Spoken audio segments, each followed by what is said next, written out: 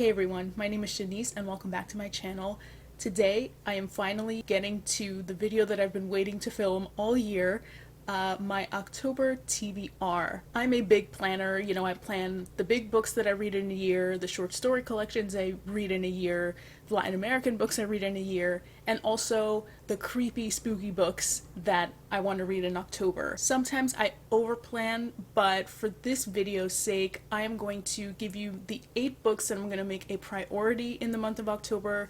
Yes, these are some horror classics, some short story collection classics, but also a few contemporary horrors that have gotten rave reviews that I've seen so many other booktubers talk about that I'm going to give myself the opportunity to pick up and read for myself. But then at the end, I'm also going to mention some books that, just in case I have time, I will try to read. I did just get a full-time job, which I will be starting in a few days. Next week, September 19th is my first day, so not sure how realistic my reading goals are going to be moving forward, but again, these are going to be priorities. I'm going to try my best to get to all of them because I do have this new full-time job. I definitely am going to want some more atmospheric genre fiction in my life, maybe a little less of the intellectual, pretentious literary fiction that's I usually gravitate towards, although that will still be part of my reading. But yeah, October is just, I think, the perfect time of the year to just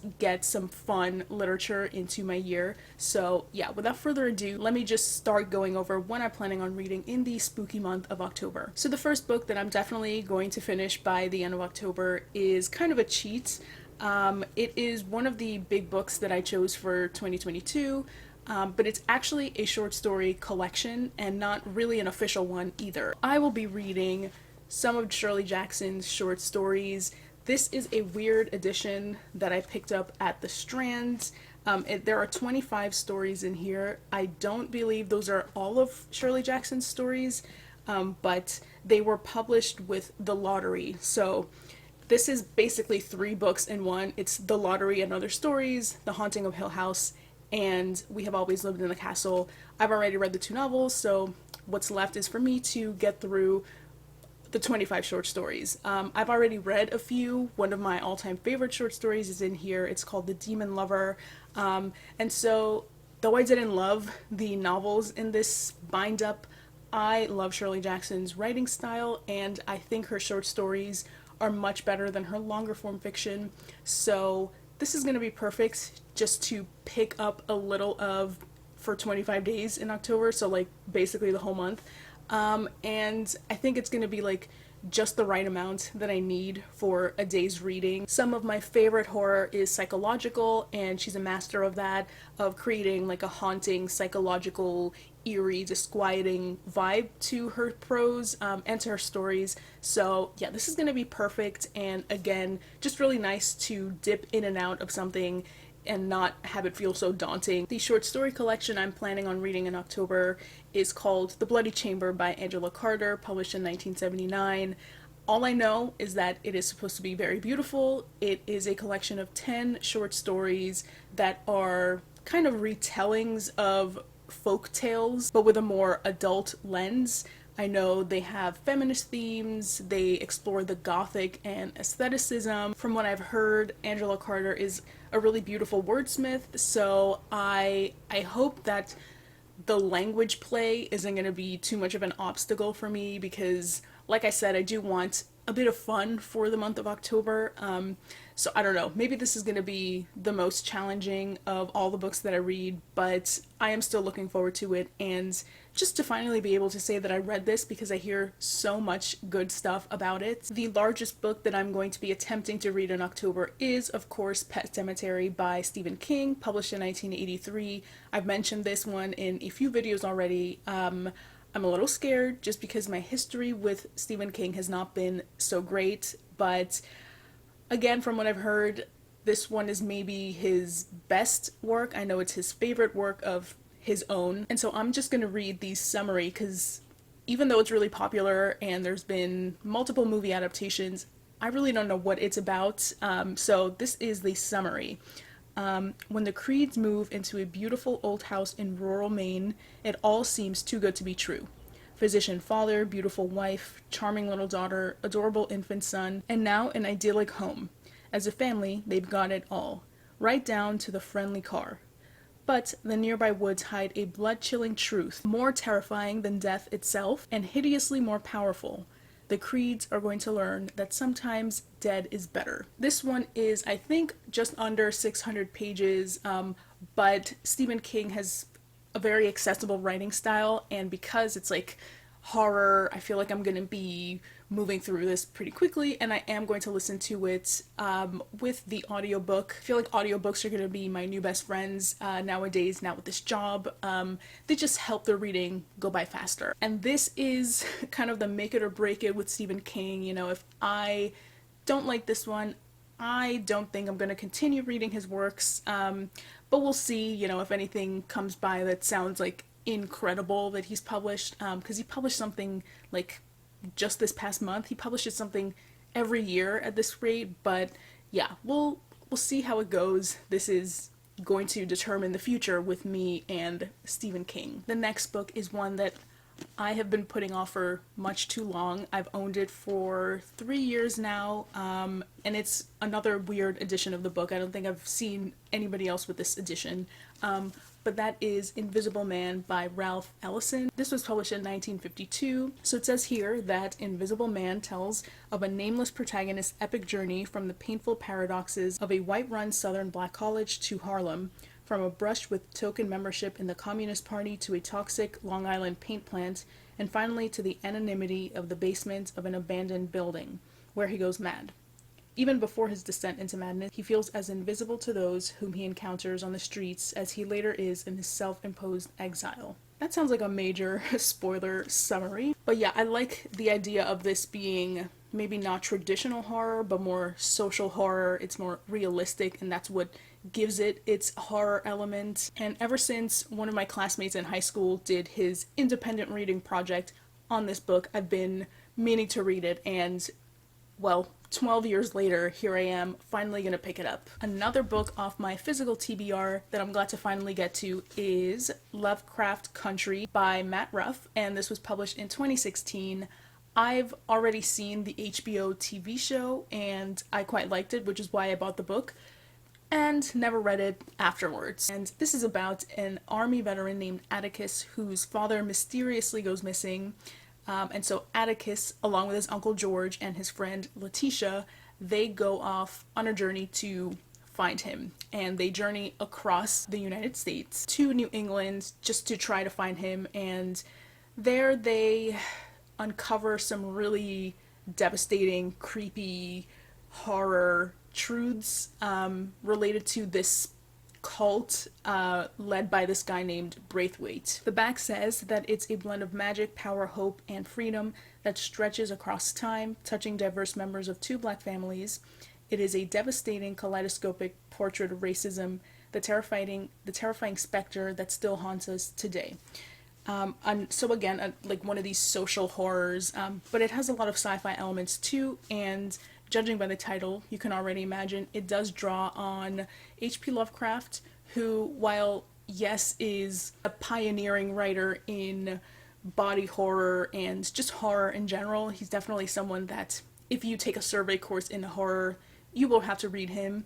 And while he has accomplished a lot and has influenced the genre a ton, is quite a problematic figure, very racist. A lot of his stories do in fact perpetuate a lot of that racism. It's not just mirroring society at the time when it was written, but it's also just him being a bit xenophobic. He's written poetry and named his pets after really, really bad racial slurs. So yeah, he's controversial, basically. And so Matt Ruff really challenges a lot of the tropes that you will find in Lovecraftian horror and really focuses on the bigotry of some of these cliches, but makes it his own. And you could tell it's like, I think, a healthy blend of criticism, but also admiration for someone who, like I said, is very much a key figure in the horror genre, but is also just deeply, deeply problematic. So I'm looking forward to just reading this in book form because the show was great, but I don't know, I want that creepiness on the page. The next book I'm planning on reading in October is on my Kindle, and it's called Lakewood by Megan Giddings. It was published in 2020, and it is about a 20-something-year-old named Lena Johnson. Her grandmother recently passes away, and through her death, Lena discovers just how in-depth her family is. And so because of that, she's forced to drop out of college to find a job, make money to help her family, essentially.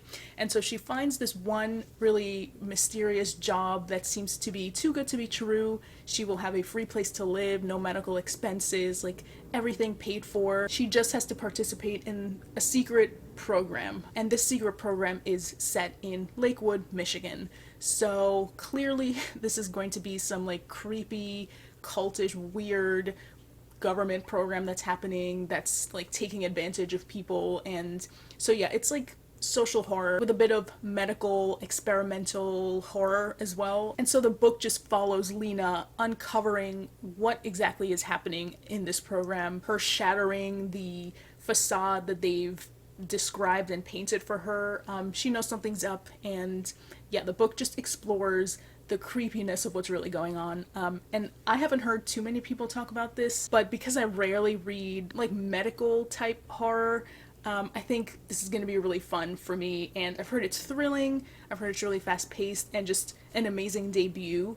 So yeah, I'm super looking forward to reading this. Unlike Lakewood, this next book is widely talked about on BookTube. I've seen so many people review it already, but now it's my turn to just finally see what it's all about. And it's called Boy Parts by Eliza Clark, published in 2020. Okay, so what it's about. It is about a photographer named Irina. One day she is offered a chance to get her photographs exhibited, and that's supposed to revive her career. Currently she works at a bar, she hates her job, and so this news of her potentially having her work exhibited causes a rift between her and her obsessive best friend, and also this shy young man that she has befriended. I think that summary betrays the horror nature of this book. From what I've heard, it is very darkly funny, lots of body horror, has a dash of promising young woman. So I don't know what's about to go down, but I'm looking forward to this. I feel like this is going to take on surprising turns, and I want to be swept away by whatever it is that this book is about, because again, the summary just, I feel like it's lying to me. I've also heard it's like American Psycho, so I don't know what's going to happen here, but I am excited. Now I'm moving on to some of the books that I would like to read, but realistically not sure I'm actually going to get to them, but it would be nice if I did. The first was published last year by Hervé Letellier and translated by Adriana Hunter, and it's called The Anomaly. And let me just read the summary because it's kind of trippy. So, okay. In June 2021, a senseless event upends the lives of hundreds of men and women, all passengers on a flight from Paris to New York. Among them, Blake, a respectable family man, though he works as a contract killer. Slim Boy, a Nigerian pop star tired of living a lie. Joanna, a formidable lawyer whose flaws have caught up with her. And Victor Maisel, a critically acclaimed yet commercially unsuccessful writer who suddenly becomes a cult hit. All of them believed that they had double lives. None imagined just how true that was. So I think what it's about is that there's been this like plane crash, and the novel follows the double lives of the victims of the crash. Like in one, the crash happened, maybe in another it didn't. I don't know. It's supposed to be kind of trippy, kind of magical, surreal. And so this one is obviously not traditional horror, but again, it has that just creepiness. Like the premise itself is what makes it creepy. The fact that there might be a clone of you somewhere on this earth who hasn't gone through what you've gone through, but is you in a way. So yeah, I'm interested in seeing how this plays out. It would be incredible if I can get to this next book. It's called The Other Black Girl, published last year by Zakiya Delilah Harris.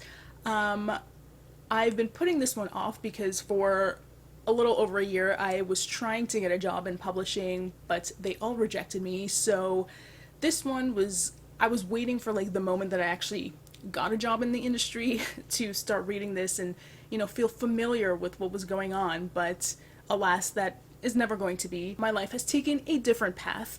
But anyway, so this is about a young editorial assistant in a publishing imprint.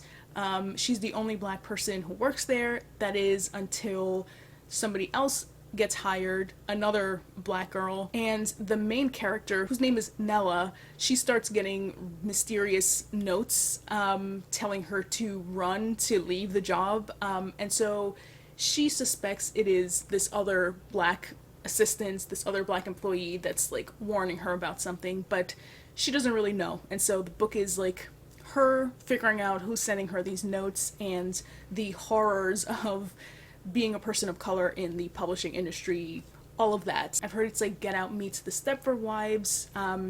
So yeah, right up my alley. I have heard some mixed things, like there's something that happens in the halfway point about hair or something that threw people off, but we'll see. The next book I hope I get to is called You Too Can Have a Body Like Mine by Alexandra Kleeman. I love this author. I loved her short story collection, Intimations. She has a bit of a fabulous surrealist touch to her writing. Some have described her as Yorgos Lanthimos-esque, and so some people have said about this novel that it is an unforgettable debut about a missing person mystery told from the point of view of the missing person. It's an American horror story that concerns sex and friendship, consumption and appetite, faith and transformation, real food and reality television, and above all, a wholly singular vision of modern womanhood by a frightening, stunning, and often very funny voice of a new generation. I'm on a quest to read everything Alexandra Kleeman has written. Her prose is exciting and new and fresh. This is just going to be perfect for October. I also want to include Our Wives Under the Sea by Julia Armsfield. This one is about Miri, who is waiting for her wife Leah, a deep sea diver, to come back from one of her work missions, and one day she does come back after catastrophe strikes, and Leah is changed, and Miri doesn't quite know what happened to her, but she's not the same person that she once knew, emotionally, psychologically, but also just something seems off. And so that premise is giving me like Good Night Mommy vibes. Even though I didn't love that movie, I think it has that, like, is this person the same? Or are they a different creature? Are they a clone? What's going on here? So I've heard fantastic things about the prose, about the plot, about the atmosphere. I really hope I have time to read this one. If not, like, obviously I'm gonna find some time in another month to read it, but God, I really hope October is the month that I pick this one up. And I might sneak this one onto my priority list just because it's so short. It's called Pedro Páramo, and it is a classic of Mexican modern literature about a haunted village. The summary says that the reader follows a dusty road to a town of death. Time shifts from one consciousness to another in a hypnotic flow of dreams, desires, and memories, a world of ghosts dominated by the figure of Pedro Páramo, lover, overlord, murderer. Yes. And just because I'm gonna add Native Son to the potential TBR for October. Native Son, of course, by Richard Wright. Don't really think I need to explain what this one's about. I feel like many people have already read this. It explores what it means to be black in America. That's very general. I feel like there are many ways to be black in America, but this tries to unpack one perspective of what it means to come from a place like the South Side of Chicago and all that's stacked up against you, how it's very hard to move out of what society has determined your life to be.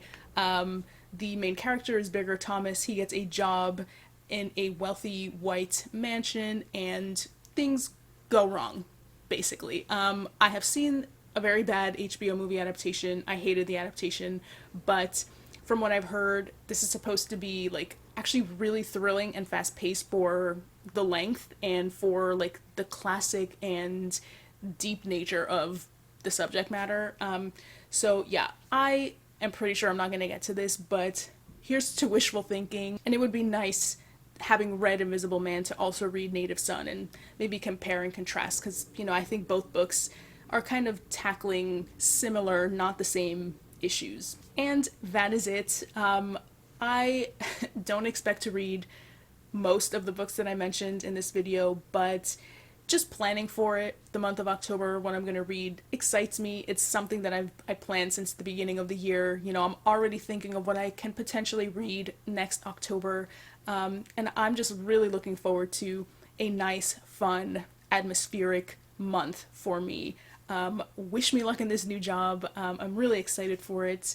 And yeah, thank you so much for watching. Comment down below what you are reading in October. What are the spooky books you're most looking forward to? Yeah, and like and subscribe. And thank you so much again. I will see you all next time.